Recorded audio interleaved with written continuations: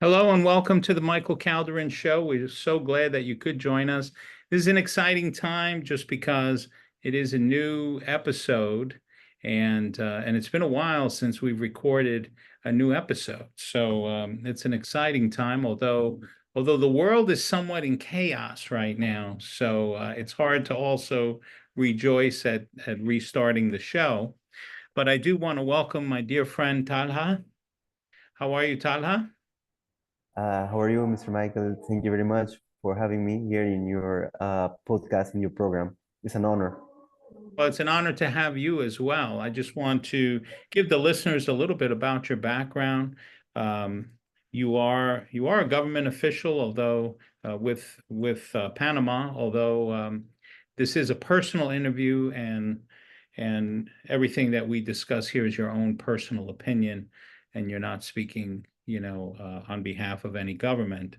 But you certainly have a lot of experience in international relations, both professional experience and education in the area of international relations. And you're also a former ambassador to India for Panama.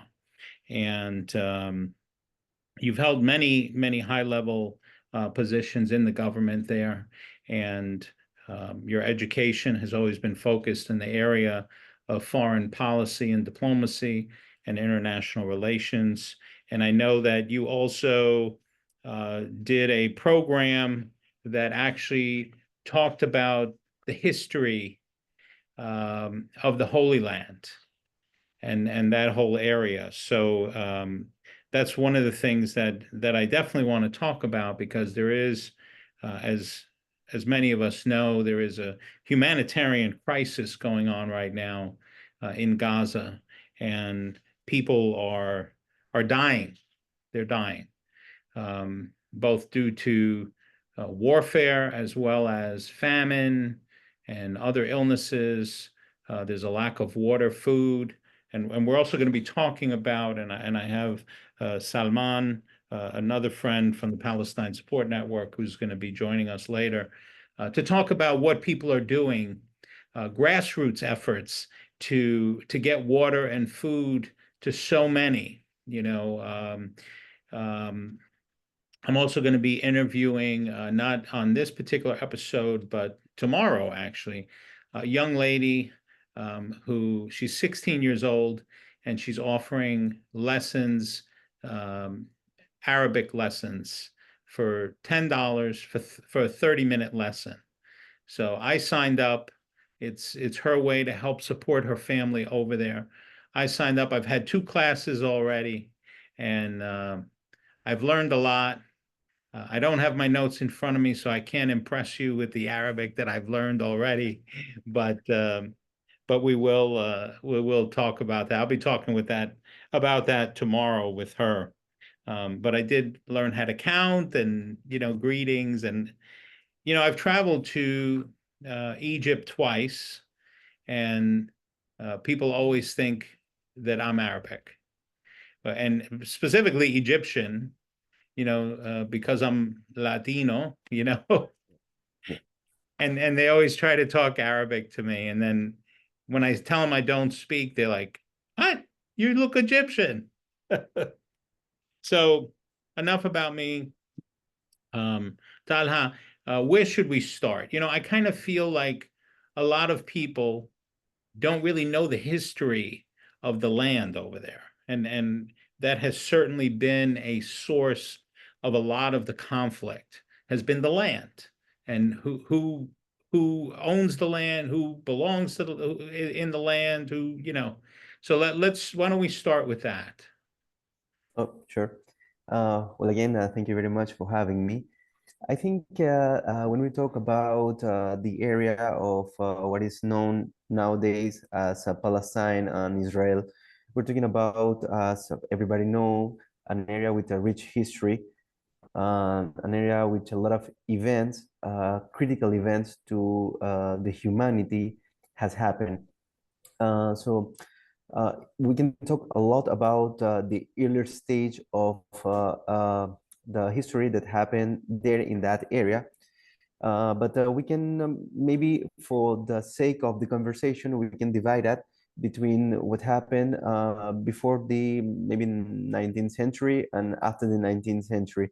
Why that? Because what happened before certainly has been documented, but probably there are some details that affect directly, but those details are more are more related to what happened afterwards, the 19th century, and not before that. Of course, that's pretty important because we're going to talk about the first settlements of human that were residing there. We can talk about the Babylonians, the Assyrians, the Chaldeans, and and a wide range, also the first Israelis. Um, and of course those settlements of people were keep moving, coming and going, but certainly that started to shape what is nowadays the actual land. So what happened back to the 19th centuries, the late of the 19th century, there was a movement grew around Europe by this gentleman called Theodor Herzl, who was ethnically Jewish, but certainly was not he was not a practicant of the religious as we understand the religion itself. He was actually an atheist, but his ethnicity was from Jewish root. So they had this idea of trying to gather all the Jewish around the world in just one place, right? So that movement was given the name Zionism. Probably it has a lot to do with the Mount Zion in what is now the Israel and Palestine, and then it takes the name after that. So basically, what the Zionism is like a movement that was created in order to, as I said before, to gather all the Jewish from around the world. As we remember, Jewish were all over the world in different areas after the different conquests that happened in the Holy Land. We can remember the episode like the Crusades. We can remember the episode like the Spanish conquer. And in all of those episodes, the aftermath was the Jewish were removed from the land they were residing in really outrageous kind of events. Eventually, those people of Jewish background were like all around the world in many places. Particularly in Europe, they were like in Poland, what nowadays is Poland, Hungary, Mid-Europe, South Europe, and Eastern Europe. So basically, what Theodor Herzl wanted was to gather all of them and put them in just one place. And for that matter, they had different places in mind. Some theorists, some people within the movement suggested places as different and as wide as Argentina, some places in Africa, some places in Russia, and of course, what is now the Israel. So with that in mind, they start this movement to gain support from the Jewish all around the world. And eventually, we came a little bit more early in history, in the 20th century, when we saw right in the aftermath of the First World War, with the Balfour Declaration. Actually, that happened in that range of time, which was we could say it was the starting point of what is now the difference of opinion between the one side and the other. In the Balfour Declaration, the British people gave actually promises to two different people. One was the native people that was living there, which were the Palestinian, the indigenous people, and to the people who claim a heritage based on their history on the land, which were the Jewish people. So in that Balfour Declaration, the British people, let's say they were ruling the area by that time, after the or within the scope of the nations around the world by that time. Now, let So me just ask you, yeah, geographically, yep. where are we talking? Are we talking all of Israel? Are we talking Gaza? What are we, what area are Well, we looking at? well, that's a good question. We're talking about a moment of the history where all the land actually belonged to the Ottoman Empire. Um, the region that we know nowadays as Israel and Palestine has seen different scenarios in where they were conquered and reconquered by different power or different states around the history.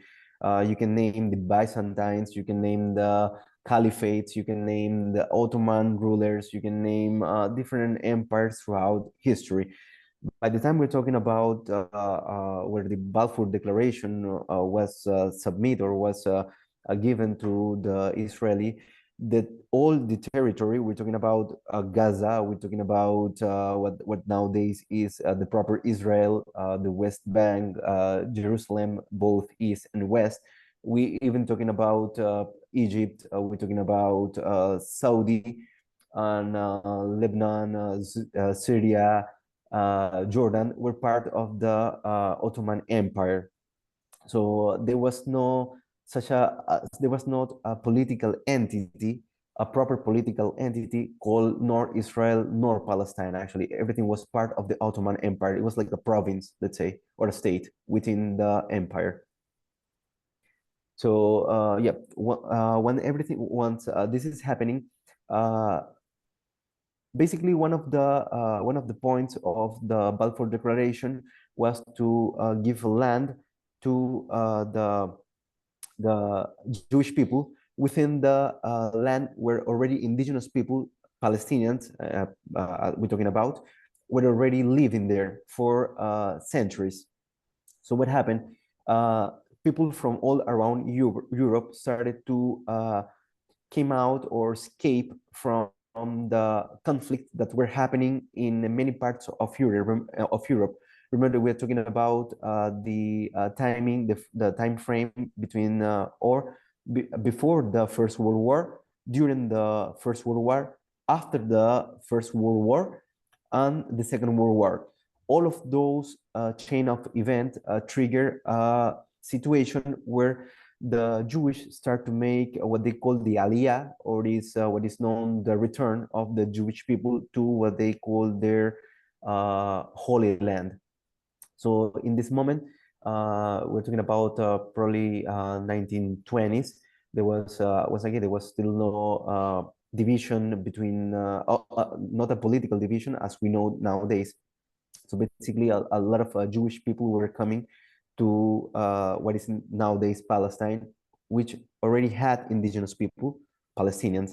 So this obviously started to this in no time, very quick, result in conflicts, in communal riots between the indigenous people, the Jewish population that were coming from all over Europe, who were claiming, let's say, a divine right and right of history right to be in the area, and the British authorities who were, let's say, ruling the area, which with the mandate uh, the world of the Mm. world leaders. So by that time, there was the League of Nations. It was not the United Nations yet, which we're gonna come to that point in a few minutes. So what happened? So that was basically around 1920, 1922. After that, year by year, the Jewish population from all around the world started to come in bigger amounts to what is now the Palestine and Israel. So what happened is that the riots started to erupt. They started to be a lot of clashes between population, but we're still talking about a moment in history where the land still belonged to the Ottoman Empire. So what happened is that at some point the British people had a couple of conversation in the momentum of the Balfour Declaration, where they, in one hand, as I mentioned before, in one hand they promised the Jewish people and the Zionist movement. I think that at some point we have to make a difference between the Zionism as a movement and the Jewish people. I think those two are clearly different perspective we are talking about. The Zionist movement is relatively new. It has a little bit more than 100 years, whereas the Jewish religion has over 5,000 years. So there are two different things that from my perspective, has to be pretty different, more in an academic point of view.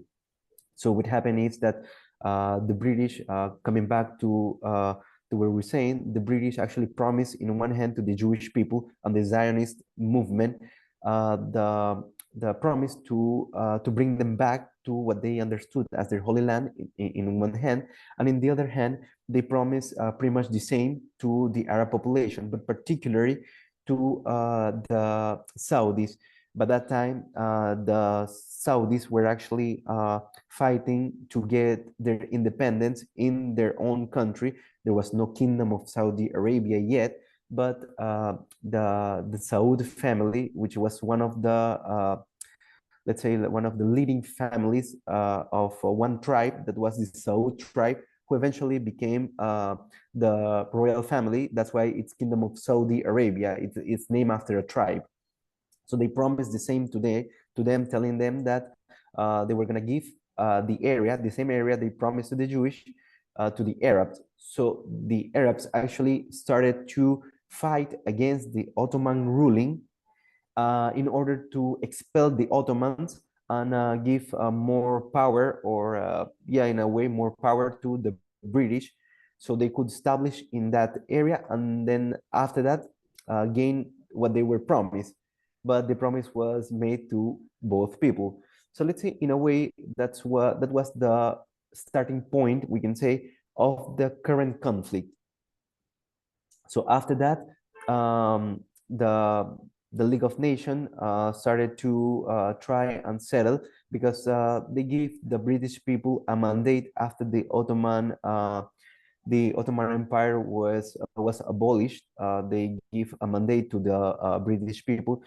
A mandate is it has, let's say, a legal understanding differently than it actually came to replace what was known as the colonialism, because in the mandate, the local population could, in a way, have a say over what was going to be their territory, and it has is supposed to have an expiration date. I'm talking about the mandate. So let's say if the mandate was for 10 years, after that 10 years, they were going to sit with the local population and decide their fate, whether if they continue the mandate or not. That's the main difference between a mandate and the classical colonial style of a power over population. So what happened in Africa, let's say, it was a colonization, but in the case of Palestine, in this case, it was more like a mandate. So the British stayed there and they tried to rule over the population, but year by year, the situation started to escalate more, because more Jewish from Europe countries were coming to what was now their new land, their promised land. And it was neglecting, that idea was neglecting the indigenous population of the area, which were Palestinians.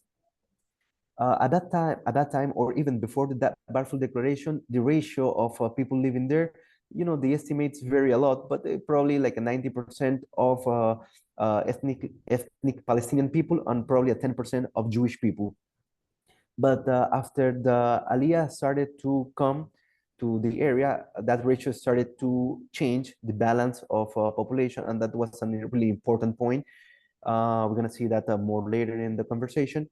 But then the ratio started to be different. There were 10, 15, 20, and started to raise.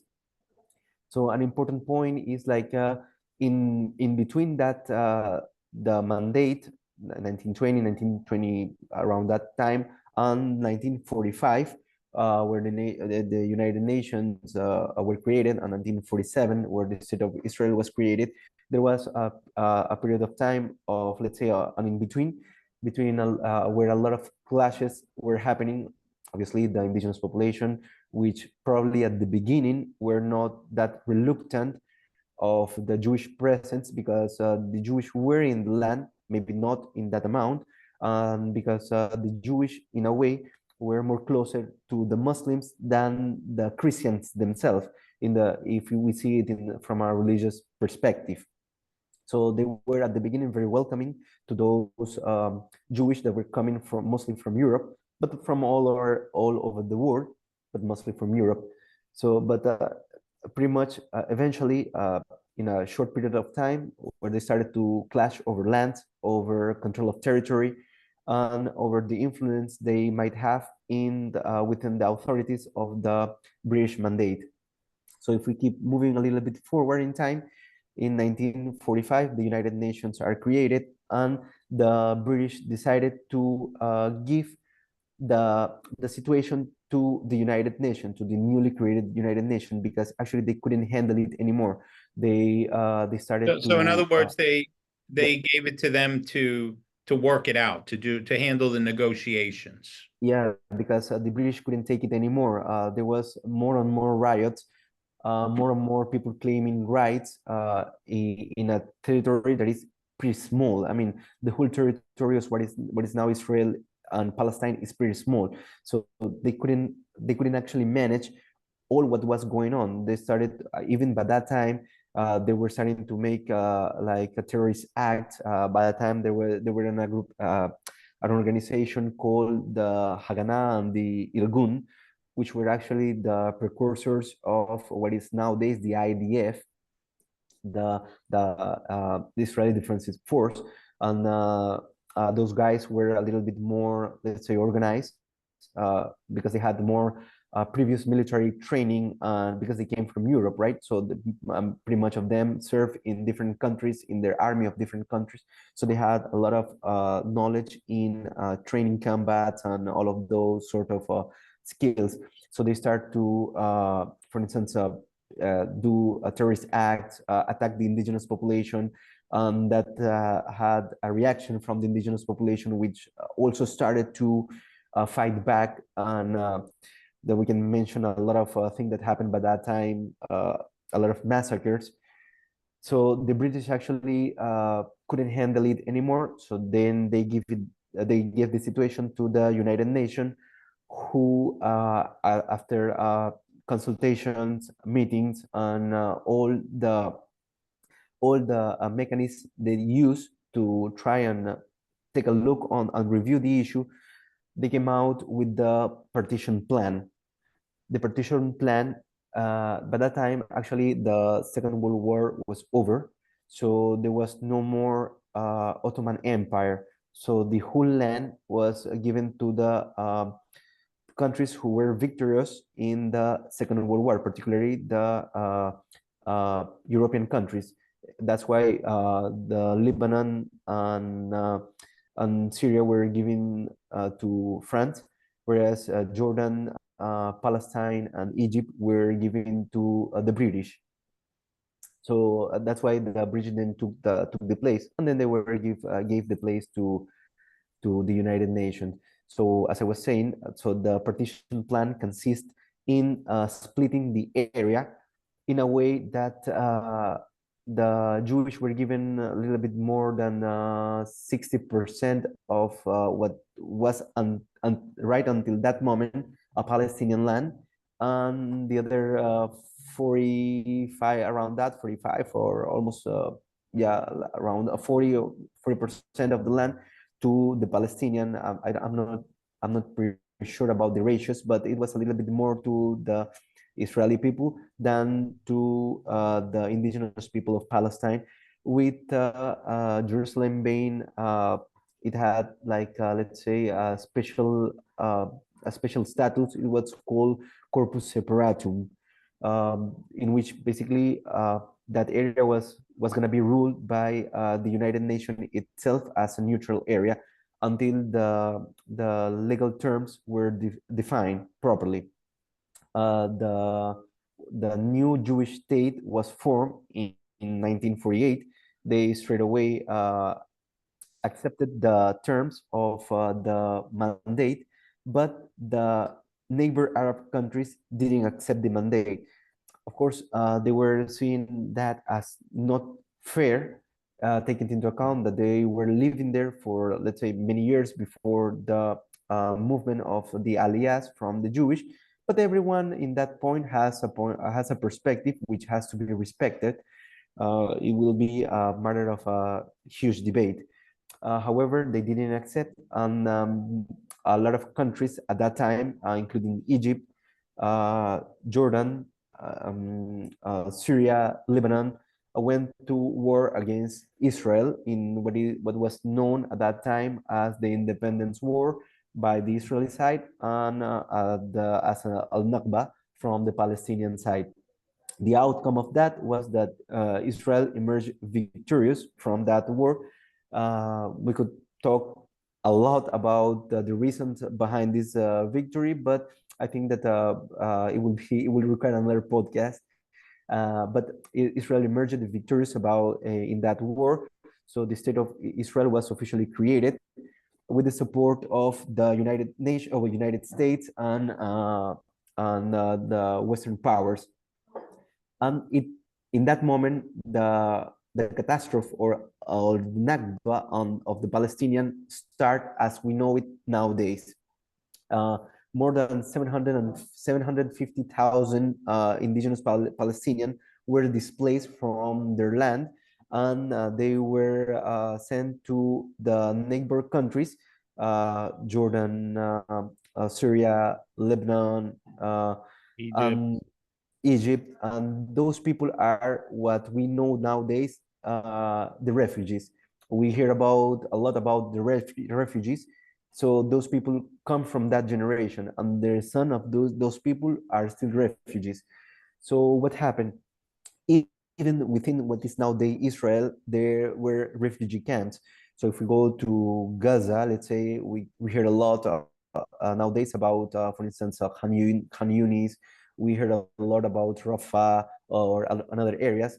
There are a lot of refugee camps, which are the people who were expelled from their homelands in the 1948 wars. Not the only time they were expelled, but that was the beginning. Then after that time, we can talk about, they are in a way related, not necessarily the same.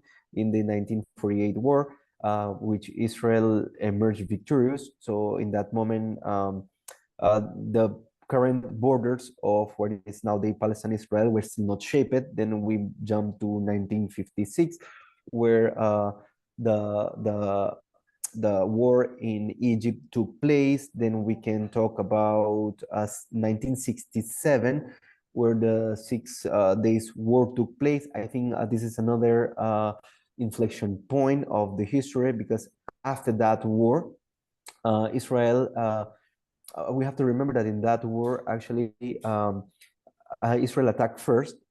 Obviously, they were claiming that there was a threat from Egypt, which had a lot of warplanes ready, like, to take off.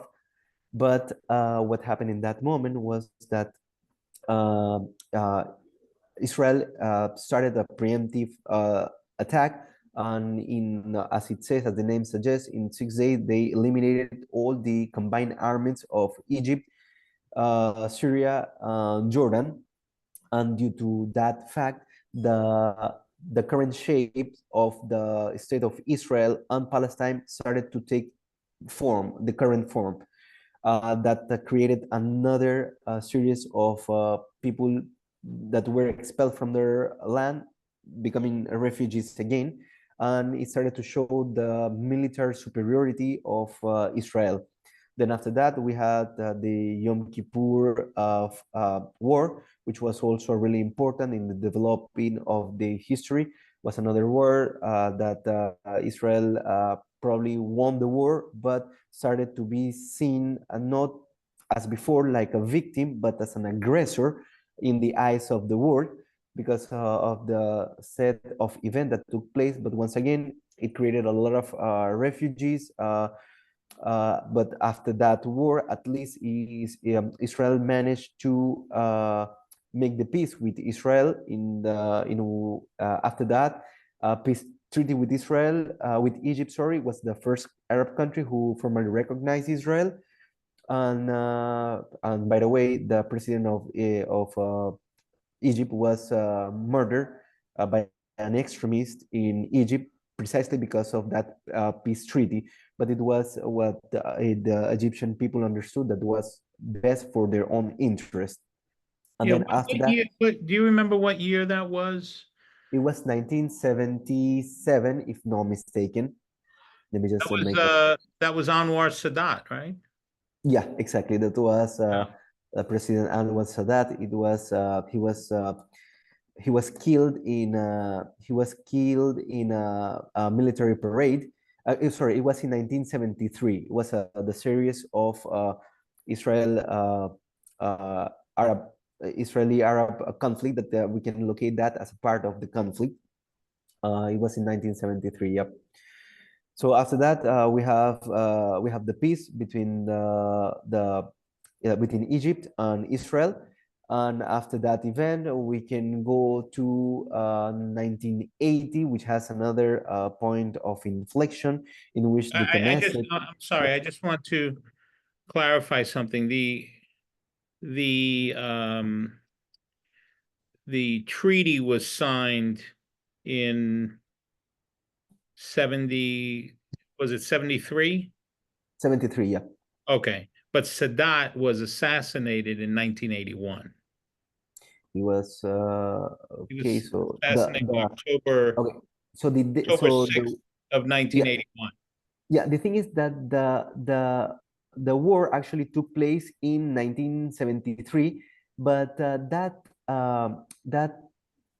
war was the treaty was not immediately after the war.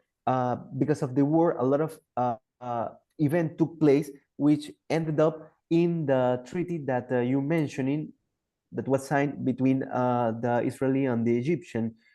In the Israeli part, it was absolutely the President Anwar Sadat, which was in Eight, 1979, if not okay, in 70, I just had it up. Yeah, in okay, 78, Sadat 78. So and yeah, Begin, Menachem Begin, who yeah, was it the was prime with minister of Menachem Israel, Begin. they Yeah, signed the peace treaty with President Jimmy Carter. I remember as a kid seeing that on the news. yeah, exactly. It was in 1977, right? Yeah. So, well, that was pretty important because actually it was the first time uh, an Arab country made peace with Israel, and actually it what happened is that the Arab League expelled Egypt because of that treaty. So there was a series of negotiations that ended up in the famous Camp David Accord, and that accord was what actually was good for the Egyptians, and it actually paved the way for what happened afterward with Jordan. So yeah, basically that.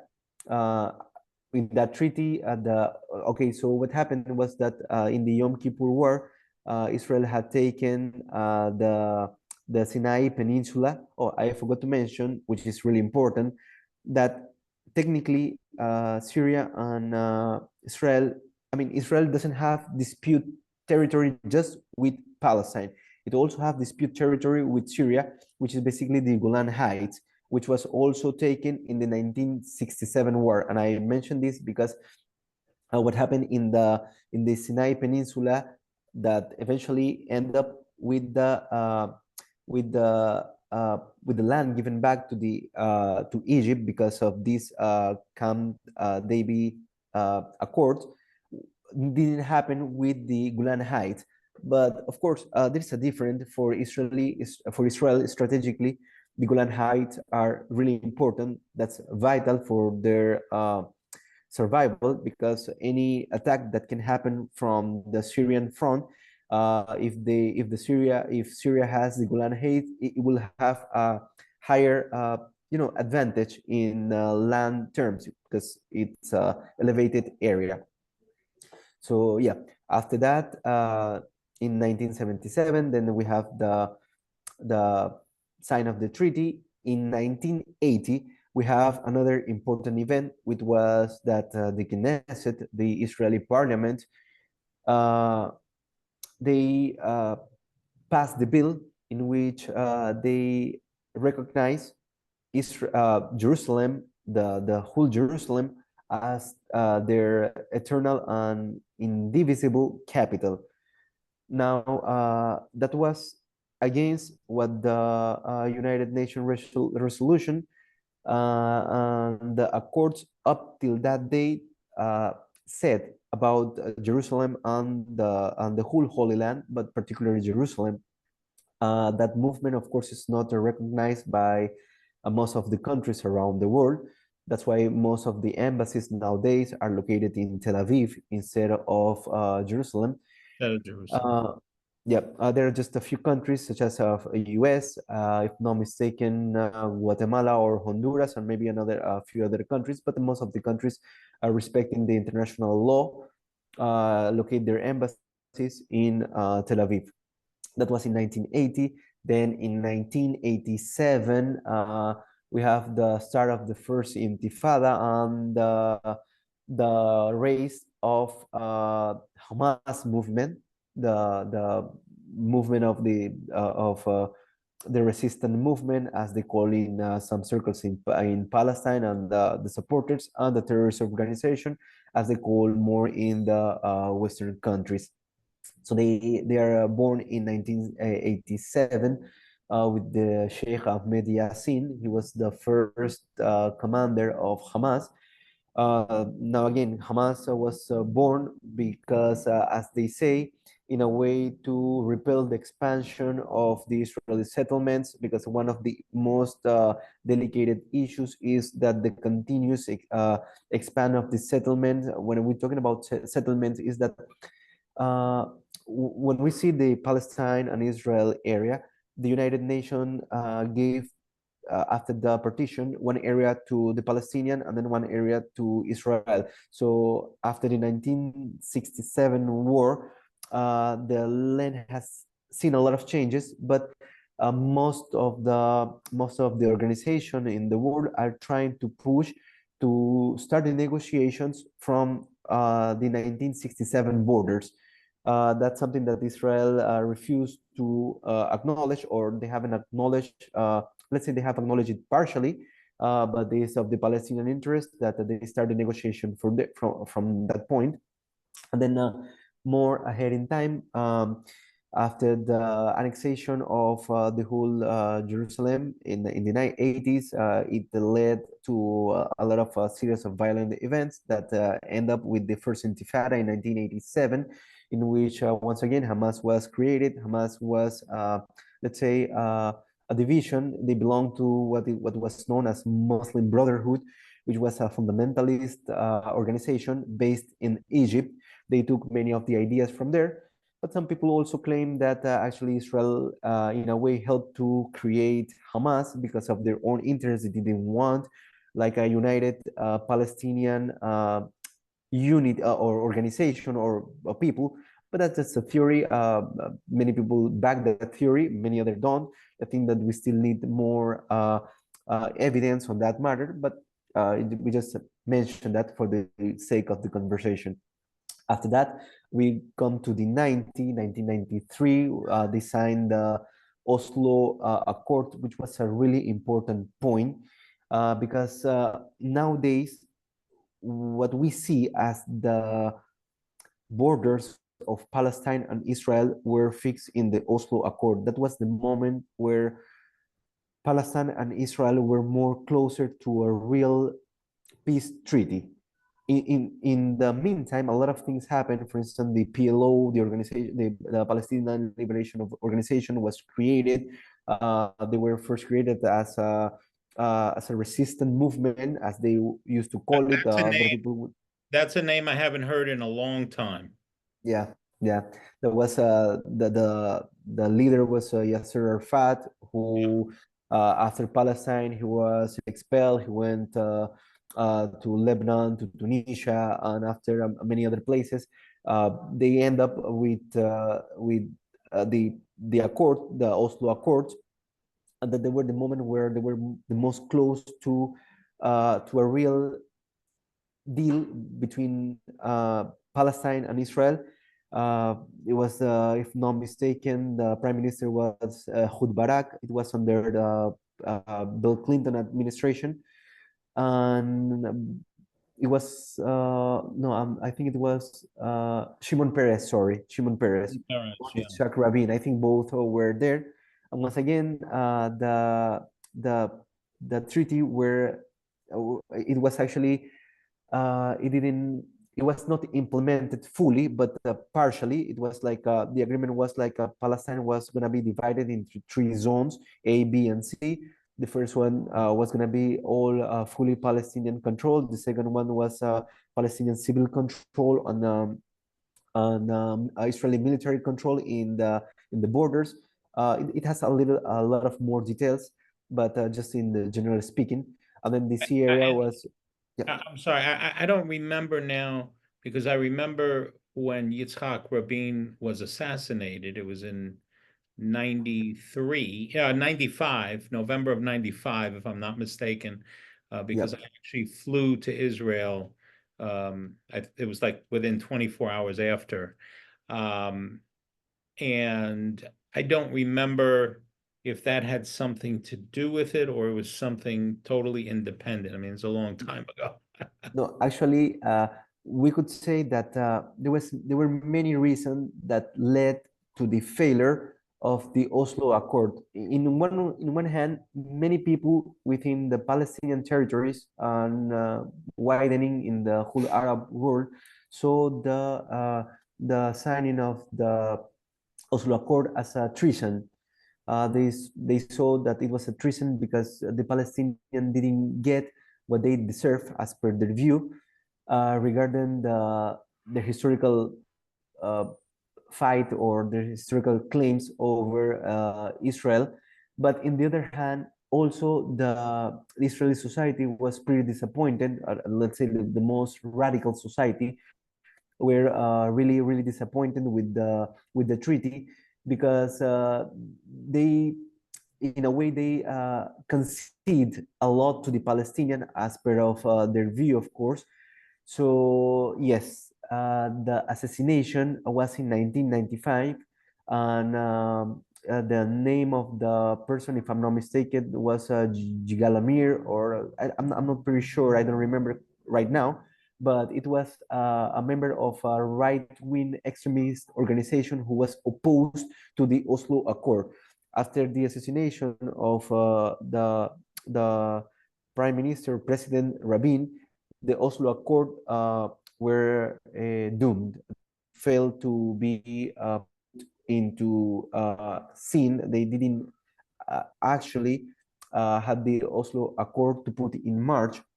So that's why the current situation remain in the way it is. But yeah, it was the assassination was related to that particular incident of the signed treaty, which, by the way, led to the former prime minister and the president of the PLO, yes, sir, to gain the Nobel Peace Prize because of of that agreement.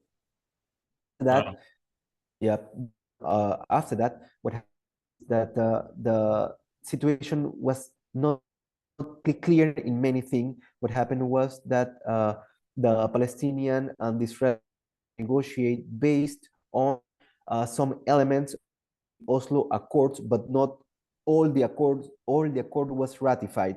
So the current situation until nowadays, okay, we don't have to forget, of course, the 2001, the 2000, the 2001, the second Intifada, in which the then Prime Minister Ariel Sharon, which previously served in the IDF and which previously was the responsible as per of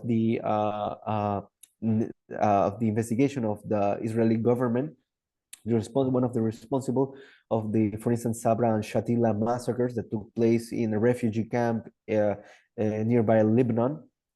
Uh, uh, he actually went to what is known to the Masjid al-Aqsa, or to the Temple Mount, which is known in that way, in that sense, for by the Jewish.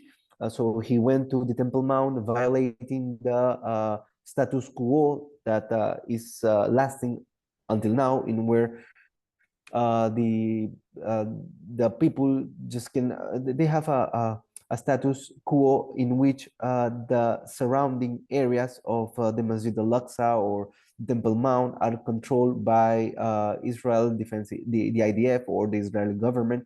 But what happened within the premises of the Temple Mount, the Haram al-Sharif, is controlled by the Muslim Waqf. Is a is an entity that is ruled by still by Jordan, by the King of Jordan, in this case the King Abdullah, before him the King Hussein, and so on.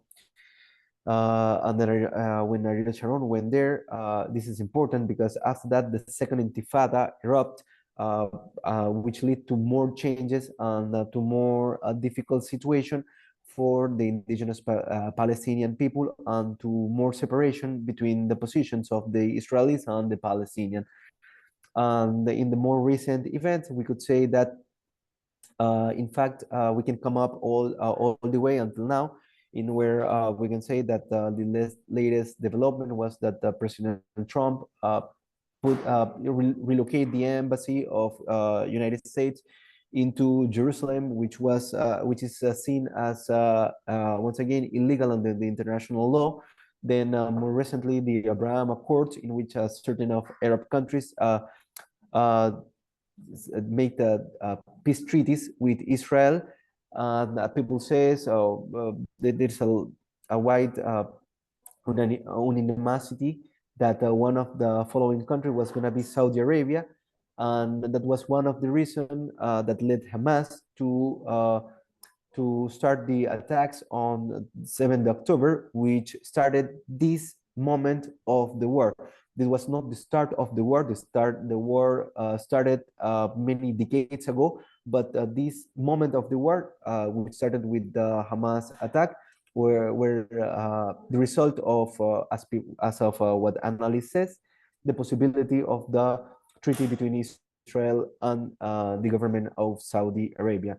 So what we have seen in a nutshell is that we have a population that was indigenous, who started to receive people from all across Europe mainly, but from other people around the globe, started to go to one territory.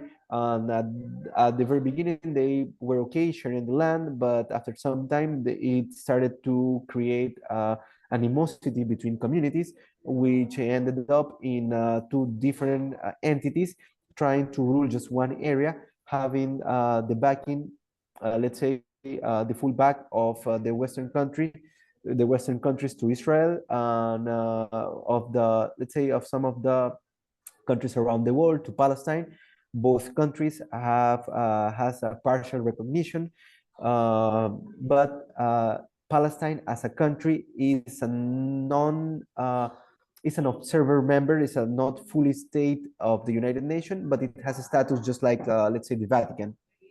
Okay. So in a nutshell, this is something we could say about the history. And of course, there are a lot of details, but you know, due to the time, we cannot go further. Right. Right. And you know, I wonder um, how many people really know all the history that you just shared. I mean, I feel anyone listening is entitled to 3 college credits at least. But I'll interrupt you here because yes, by the way, my name is Salman. Assalamu alaikum to everyone. And alaikum assalam. Talha, I wanted to tell you realistically, I didn't know this much. I did not have this much history lesson on this, and I really wanted to say thank you so much that you taught us so much just in the small time. Even though I know that there's still so much more that we can dig into, but you have so much knowledge on this. It's amazing. Thank you so much for that. No, no, my pleasure. Actually, I'm sure that you have a lot of perspective too, that I would be eager to hear because this matter gives a lot of opinion on a lot of points of view on. But that, yeah, it's a pleasure. Yeah. No, thank you. I come from the side of just a humanitarian aid side, and I just work for world peace. That's all I do. Oh, well, yeah, there is a lot of the chapter of Israel-Palestine conflict that has to do with precisely with the humanitarian area, because there are a lot of law that has to do with the international the laws of war that has been precisely violated. But this is another whole chapter in that matter. But it's really interesting too. No, we're gonna have to talk about that for sure in the Yeah. future. Absolutely. Yeah, and the thing is that you know there is a huge humanitarian crisis going on right now. There are people dying, many, women and children and just innocent people going about their day trying to live. And there are groups, and that's why I invited Salman to come on as well, because he's one of the founders of the Palestine Support Network, and they've been doing so much with some other groups, to really help get water, get food, get you know all kinds of supplies, medical supplies, all the things that are needed by these families. I mean, excuse me, they are in, intense situations. Um, I can't even imagine the anxiety level that these families are feeling, wondering if you're going to get hit by a bomb, if you're going to get hit by something, if you're going to have food to feed your family. I mean, it's crazy. So we have the Palestine Support Network that's doing a lot, along with the collective action for the diaspora. Pretty much grassroots, that's getting things done. Salman, give us an overview, because you have been busting your butt, you and others, Dina and the rest of the folks, Sean. I mean, I could go on with the list, of everyone, that's really been come together and just like, let's just get this done. It's not about talking about doing it, it's about doing it. Absolutely. So So yeah, the way I wanted to introduce this is about 3 months ago, I saw a post. Now, prior to the 3 months, obviously, since October or before, since I was a child, I've been watching this. And it's always been a dream of mine to, number one, for this to end and to come to a peace agreement of some sort. Number two, if it can't, then how can we help them? Obviously, we've never been able to go inside unless you have a certain title, like a medical or something like that. That's how you go inside. right. So to cut to the point, I saw a post that someone was able to purchase food. This someone that I knew was a friend. And I was like, hold on, how did you make this happen? Right. And then they explained to me there are items in there from before October 7th that people are selling. And their aid trucks rarely, whenever they do get in, they get in and it goes to merchants. And I was like, okay, as long as we have this in our hands, then let's continue to find ways to support these people. And that's where I met Collection of Action of the Diaspora, and that's where we started collaborating. And she started really telling me, hey, these are the people that you want to work with, these are people you want to deal with. I spent probably, you know roughly about 2 days of just assessing people while I was, doing this. I used my own money, and then we did a bunch of different projects, like giving out vegetables to families, doing a water distribution. This was all being done with my own money until I was comfortable to say, okay, you know what, this is actually real, and we're actually making this happen. To the point where, Talha, I didn't know much about Gaza as far as like the map goes and the location and the area, but now because of the amount of people I've spoken to there, I know where Mawasi is, I know where Rafa is, I know where, so all of this comes in because of the love that I have for just humanity. Right. Children should not be living like this. No one should be thinking that, hey, tomorrow this bomb is going to come attack us, right? And then on top of all that, they're intense. We have so many requests about people saying that, hey, can you get us battery powered fans? And obviously there's no electricity. And these are the type of things I would love to do, but our main priority is food and water. We have to help these people survive until this thing comes to an end. Yeah. And I just want to add something too, because this is not, it's not a Muslim issue. Some people think that it's a Muslim issue, and it's not. It's a humanitarian issue. It's not, it's not specific to a particular, religious group, because there's actually a lot of Palestinians that are of Christian denominations. And people don't realize that there are a lot of Christians there, and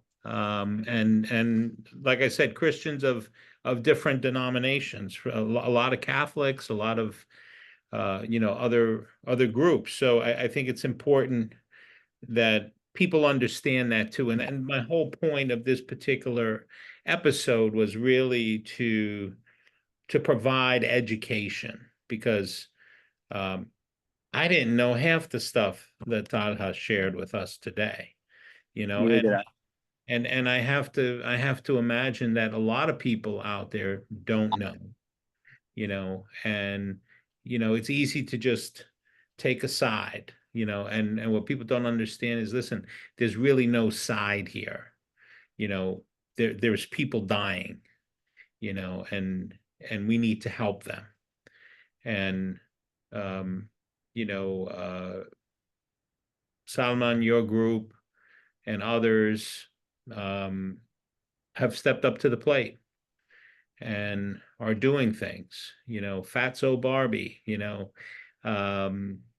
that's her Instagram handle. If you want to connect with her, because she's doing stuff as well. I mean, it's this collective effort, and these families are depending on the help. They're depending on the help. Right. Because, right now the way a lot of these GoFundMe started happening, and everyone was like, hey, help my GoFundMe. We're trying to, get out of here. It's not happening, right? Because the border has been closed for how long now, Talha, has the border been closed? It's been a while since the border has been closed, right? You're muted. Oh, sorry about it. Yeah, we're talking about the border. Border. Yeah, the Rafah border, actually, it has been closed for most of the time. The thing is that due to the negotiation treaty that Israel and Egypt had, precisely, they agreed that in order to open the Rafah border, they need mutual permission. Let's say both countries has to be on the same page, and both have to agree to open the border in order to allow the humanitarian assistance for the Palestinian population. So even though sometimes Egypt want to open it, or let's say Israel want to open it, they need both countries' permission, and sometimes due to the political factors, they don't allow it, and that's what create the chaos that Salman was highlighting. Right. Yeah. So back to where people were saying, hey, we need GoFundMes and we need money to get out. Now they can't. And so when I heard about this, and I was like, hey, we can keep funding their GoFundMes, which is fine, and then they can take care of their own medical needs as they need, because let's just be honest, we're human beings, we're always getting sick in some way, and these people are having to deal with contaminated water. Their children are getting viruses. We've had some doctors who are willing to, or who have already been doing it with their own money, saving children, making their own, I wouldn't say vaccine, but it's a sort of a solution to the virus, and we need funds for that, and we want to be able to help them get that. There are ways to get it. It just costs a lot of money. So yeah, I stopped. I really had to push myself away from GoFundMe, and I wanted to just help the masses out. There's not everyone that has a GoFundMe. There's not everyone that has a PayPal. So not everyone has a way of getting money to them. To the people, someone like Fatso Barbie and uh, someone named Dina also, they handle this in such a beautiful way that they are single-handedly taking care of all these families. And people like that is what they're doing. And I've become friends with them. I don't know how. It's all done through some higher power. It's God's miracle is what I call it. That we all came together and I told them, you guys handle this and I'll handle this. And that way we can make sure that the families are getting taken care of individually while the masses are getting taken care of as well with water, food, vegetables, anything else like that. And the resources that comes with that as well. Like I mentioned, we have doctors who are ready to help out at any time. And a lot of it's the power of social media. I mean, I happened to see a post of Dina's that was reposted by a friend of mine, and it really intrigued me. And I'm like, oh, I want to know more about this. And, lo and behold, it took me down a whole path, Um, and what's the best way, Salman, for people to donate?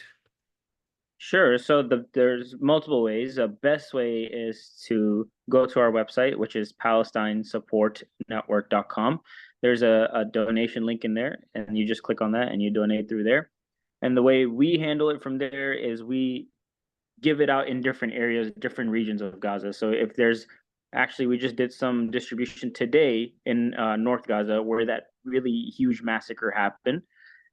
We did a water distribution there today. Yesterday, we did vegetable around the Mawasi area. And so when the funds come in, we help out just different camps. We're just trying to hit different camps as much as we can. And yes, so Palestine Support is the website to go to.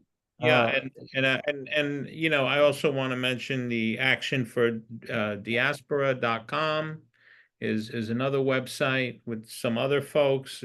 All together, everyone helps each other.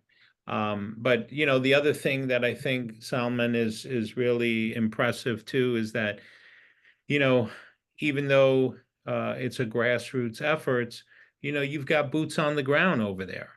You've got people on the ground in Gaza that are helping to make this happen, that are, delivering the water, delivering the food, and that And speaks. cooking food. Some of them cook the food. So we have, decent 6, 7 people trusted on ground at all times, ready to go in all areas. And we actually have some of them that have vehicles so they can get to multiple areas as well. Right. Yeah. I've got a question. I don't know if it is possible. Just for Salman. Salman, how do you do to take the humanitarian aid into Gaza right now, taking into account the situation and taking into account that you must pass through Israelis permission, through Israeli checkpoints in order to reach Gaza? How's that logistic work? How's the permissions to do that works? Sure. So, like I mentioned earlier, we don't actually get aid inside through the border just yet. The plan is to do that. But we do buy from merchants inside. So let's just say someone has their own farm, someone has even to the point where someone has a clothing factory there, and we're trying to make clothes. So a lot of the stuff is still happening inside. The vegetables that are growing inside, but everything gets heavily taxed, and nothing can get passed through the soldiers or anything. So everything they have to pay high on. So for something like, I'll give you an example. Yesterday, we bought vegetables from a local merchant inside who grows his own, right? We bought cucumbers, eggplant, and a few other vegetable items like zucchini. Um, per family, it cost $35. And shekels, I don't know how much that is in shekels, but I know in dollars that it was $35 per family. And overall, we gave out to 82 family members. So, when we transfer the money, there's transfer fees. So we do have to deal with transfer fees. Um, with that is the only thing that we're having to deal with, besides what the locals are having to deal with, if that makes sense. Oh yeah, yeah, I got it. As of now, of course, you're not allowed in, but let's say through an outsourcing, they help you to locate the donations. Okay, I got it. This I think it's a really important and basically the only way to do this right now, given the current situation. Right. And I think it's in the most legalist way that we can do it, if that's the proper terminology. Yeah, yeah, yeah, because I mean, the funds are going to folks that are inside the area. It's So just our transfer, right? yeah, exactly, exactly. So you're not having to, have a third party bringing it over the border or trying to get in, because that creates a whole other set of challenges. Which we will get to in the future Right, right. one But day. there's such a great need right now. I mean, and No, so that's the big thing I is know you're fielding hundreds of emails and direct messages that are coming in through social media, and I've been getting a ton of messages from people as well because I've been tagged in some of the posts, and listen, I wish I could. I wish I had unlimited funds to donate to every single person that has asked. Unfortunately, I can't. But that's why I rather you know give to Collective Action for the Diaspora or Palestine Support Network, and I know that the money's gonna help and get to where it needs to go.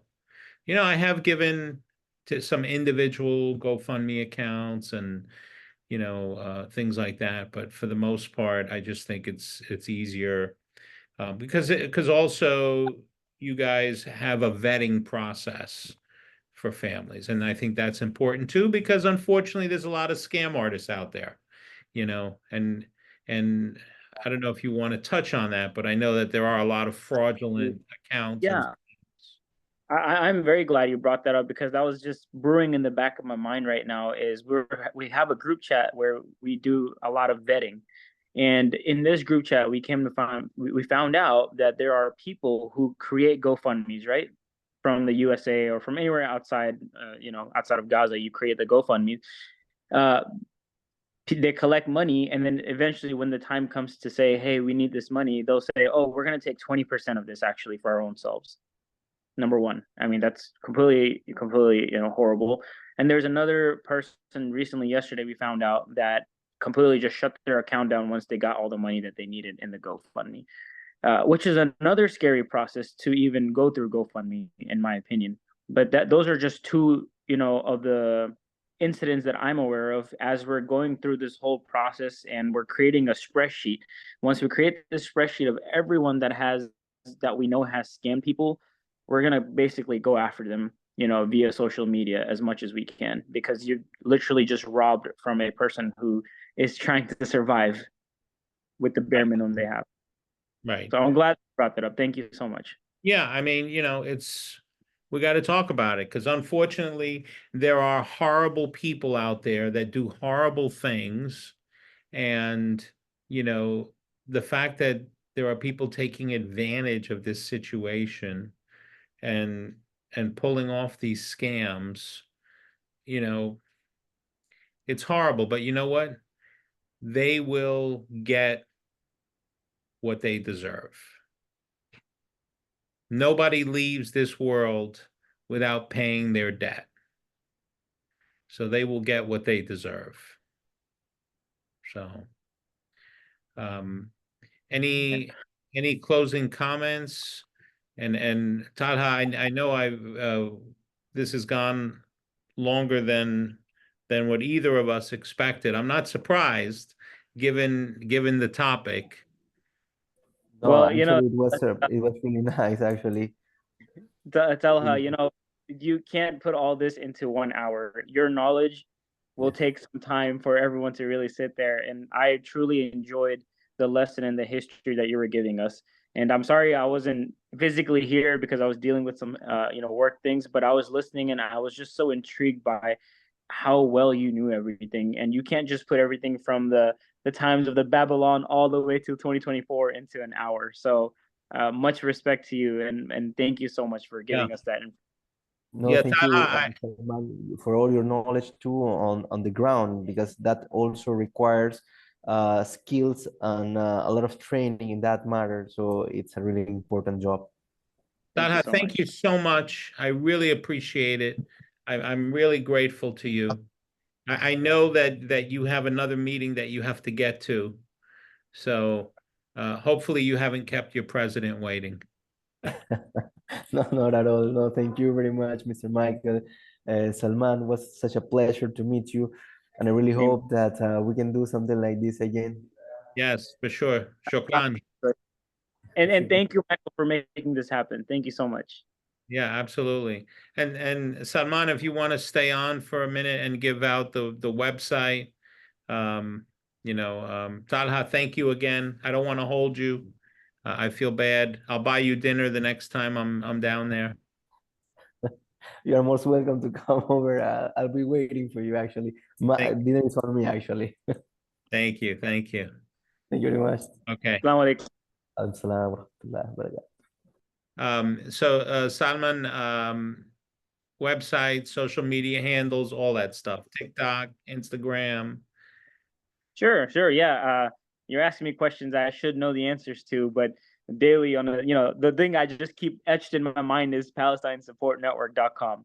That's our website, our main hub, where people can donate from. Now, to see our work and so much that we've done on ground in the last 3 months, so we try to do something on a weekly basis, depending on what's going on, which is all being documented. Every single dollar that comes in is being documented on our Instagram, which is psngroup.htx. Also, you can see it's called psn.texas. We are based in Houston, Texas. We also have a TikTok, which is under that same name. It should be psn.texas. So all those areas, and you'll see most of the same videos on TikTok because I'm not TikTok heavy just yet. I'm not really good at it. But Instagram is where I'm putting all my focus because that's where I met my Gaza community on Instagram. So that's where I like to put all my energy. Right. No, for sure. And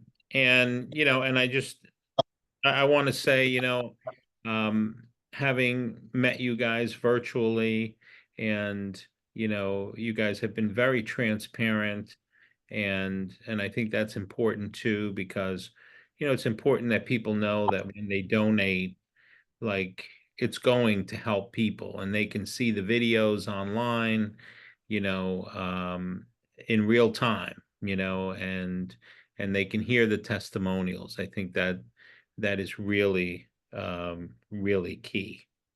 Any closing comments before we end?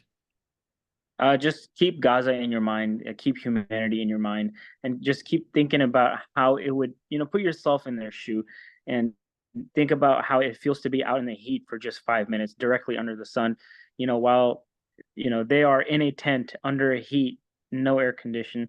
So just open up your heart and forget about the hatred of the world, forget about the war, forget about, just the horrible things going on, and just focus on people need us. People need food.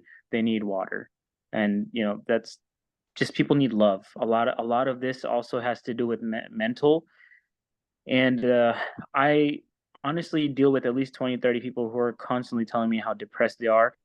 One of our ground members, who I absolutely love her, she messaged me today. She said, "Hey, I've lost one entire year of my life. Hmm. How am I supposed to go on?" Right? And I was just like, what am I supposed to say? I'm thinking to myself, what am I supposed to tell her? So I told her, I was like, look, truly there are people who lose, 5, 6 years of their lives. There could be people who did something very minor, went to prison, lost 20 years of their life, but we must keep moving on. We must keep living on. And not you as an Aya, you must continue to help people that are around you. They are in need of you. And, you know, we need you to help us do this job for us and for the people. And because I truly do trust her a lot with everything that we do. So Yeah. yeah, that was just one example. I can't go into the 20 people example, but just, you know, keep that in mind, guys. There are human beings. They're not numbers. They have feelings. They have a heart. They had a future, and they will have a future. You know, so just keep moving with that thought in your mind. They're not just numbers. You just see numbers saying that, oh, there's 40,000 dead. There's, you know, this many dead. Guys, these are humans. These are Yep. actual humans. They were made with feelings just like you and I are. Exactly. Exactly. Well, I want to thank you all for tuning in to the Michael Calderin Show. If you have an idea or a thought for a future show, definitely send me a message. I'd love to hear your ideas. Many of the shows over the years have all been requests from listeners and viewers. You know, the last few recent shows have all been uploaded to YouTube, which was fairly a new thing. Because previously it was just audio. So now I'm trying to get more on the YouTube channel as well. So thank you all for tuning in. It's the Michael Calderin Show. God bless you all.